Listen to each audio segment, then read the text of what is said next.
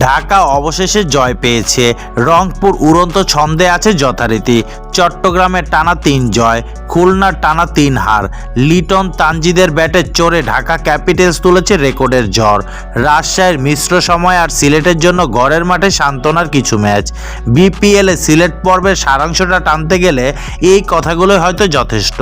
সিলেটের পর চট্টগ্রামের পথে ছুটছে বিপিএল। তার আগে দেখে নেওয়া যাক পয়েন্ট তালিকার দিকে, যেখানে যথারীতি শীর্ষস্থানটা বরাদ্দ রংপুর রাইডার্সের জন্য। 7 ম্যাচে 7 জয়। রংপুর এখন বিপিএলে সপ্তম স্বর্গে। নুরুল হাসান সোহানের দলটা প্লে অফের দিকে এক পা দিয়ে রেখেছে বলাই যায়। 7 ম্যাচে 14 পয়েন্ট নিয়ে সেরা 4 থেকে প্লে অফ খেলাটা প্রায় নিশ্চিত করে ফেলেছে দলটি। আর সবার নিচে যথারীতি Dhaka Capitals.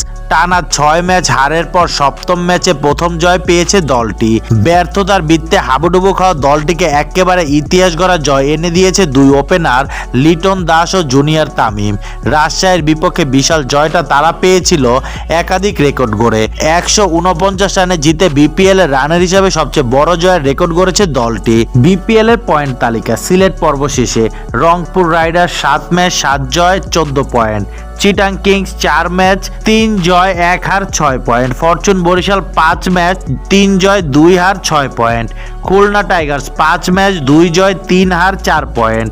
Sylhet strikers 6 match 2 জয় 4 হার 4 পয়েন্ট। দুর্বার রাজশাহী 6 ম্যাচ 2 জয় 4 হার 4 পয়েন্ট। ঢাকা ক্যাপিটাল 7 ম্যাচ 1 জয় 6 হার 2 পয়েন্ট।